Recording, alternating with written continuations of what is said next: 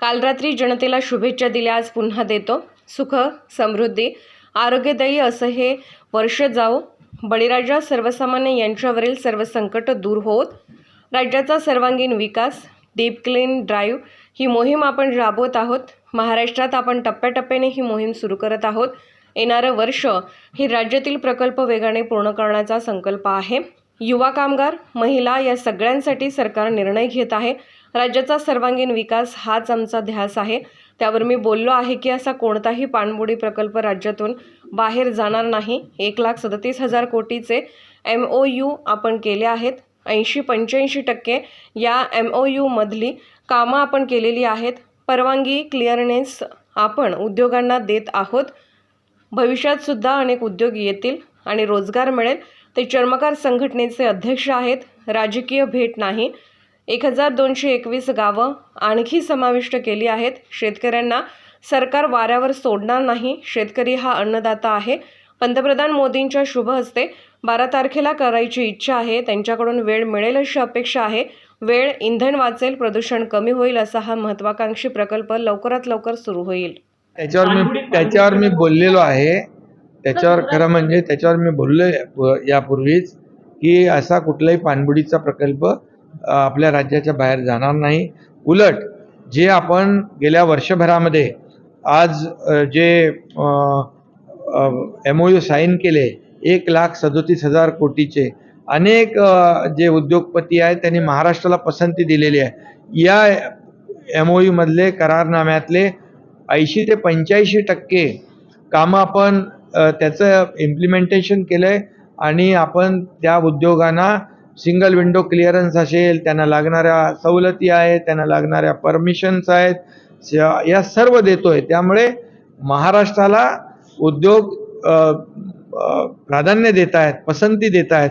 त्यामुळे यापुढे देखील मोठ्या प्रमाणावर उद्योग येतील आणि या राज्यातल्या तरुणांना रोजगार मिळेल.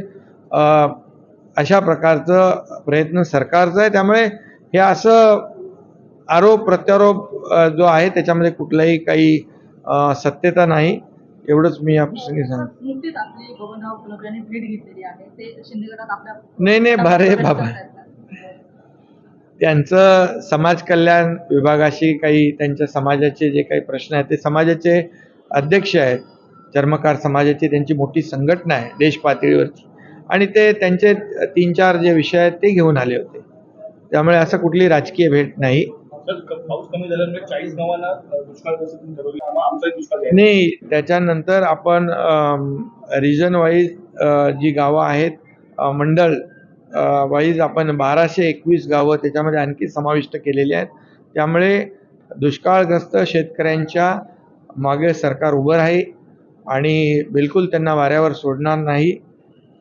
त्याचबरोबर अतिवृष्टी, अवकाळी याच्यामध्ये देखील जे शेतकऱ्यांचं नुकसान झालेलं आहे त्याच्यामध्ये देखील शेतकऱ्यांच्या मागे सरकार उभं राहिलेलं आहे. वेळोवेळी शेतकरी हा आपला अन्नदाता आहे, त्याला वाऱ्यावर सरकार सोडणार नाही. शिवडी नावाचा प्रकल्प अत्यंत महत्त्वाचा आहे. त्याच्या उद्घाटनावर अनेक आरोप प्रत्यारोप केले जात आहेत. साधारणतः कधीपर्यंत उद्घाटन होऊ शकतं? मुंबईकरांना कधी? शिवडी नावाशेवा हा जो काही अतिशय महत्त्वाकांक्षी प्रकल्प आहे, जो 22 किलोमीटरचा सिंगल लॉंगेस्ट सी ब्रिज आहे देशातला, त्याचं उद्घाटन जे आहे आदरणीय प्रधानमंत्री महोदयांच्या शुभ हस्ते 12 तारखेला आम्ही निश्चित केलं आहे. तर प्रधानमंत्री महोदयांकडून वेळ मिळेल अशा प्रकारची अपेक्षा आहे आणि हा गेम चेंजर प्रकल्प आहे.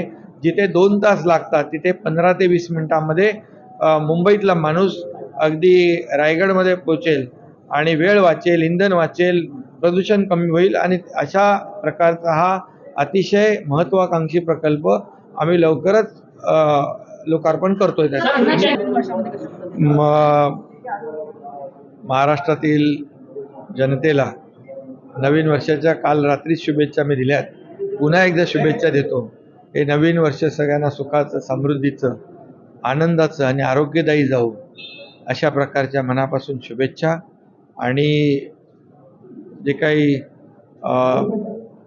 आपल्या बळीराजावरची, सर्वसामान्य माणसावरची सगळी संकट, सगळी अरिष्ट दूर हो अशा प्रकारच्या शुभेच्छा.